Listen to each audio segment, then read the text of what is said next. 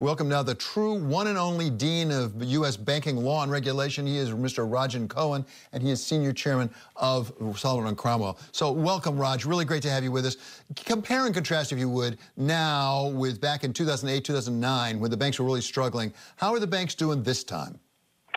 I would say there is a definite contrast as opposed to a comparison, because banks have come into this economic turmoil with far stronger capital ratios, far more liquidity, and they are not a part of the problem in terms of having caused the problem. It's obviously a health crisis which is enveloping the economy and the banks, but this is not a problem that is attributable to the banks.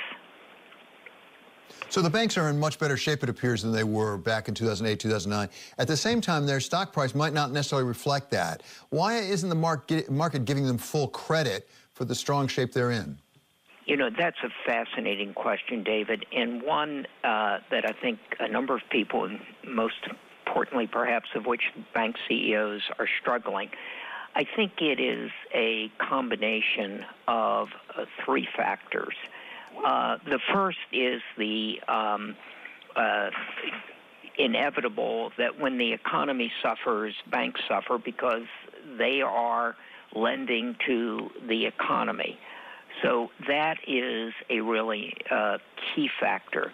A second factor, which may be as important but perhaps has not been as much focused on, is that banks are the losers in a very real sense in view of the Federal Reserve's monetary policy.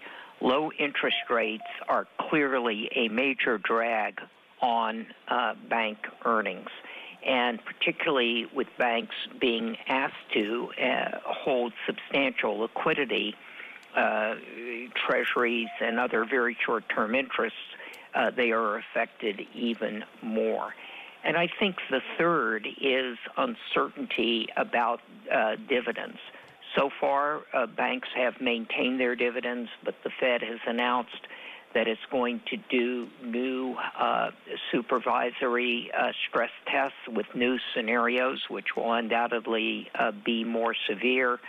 The Fed announced it was going to impose a new rule on maximum dividends that could be paid based on trailing 12-month earnings. And I think the market is uncertain as to whether the Federal Reserve will continue to enable banks to pay dividends, even though dividends have represented over the last few years a very small proportion of banks' total return of capital. Most has been through repurchases. Rodge, we are in the middle, obviously, of a true crisis prompted by the coronavirus itself and then the aftermath, the shutting down of the economy. It's not the bank's fault, not the regulators' fault, it's nobody's fault. But the question is, should regulators be taking that into account as they impose regulation right now? Should we be making some adjustments, or are we making adjustments already? I personally think we should. Regulation should never be static and absolute. Some of the adjustments that have been made include either already or under consideration dealing with the supplementary leverage ratio. Leverage has turned out in this environment to be the binding capital restraint for a number of institutions. And the concept is to recognize that, again, monetary policy and the economy have led to major holdings of what are risk-free assets, such as treasuries. So there are actions which the regulators are taking, but it's a difficult road to hoe, because you want to be sure that banks are not dissipating capital, but at the same time, you do not want to discourage them from lending.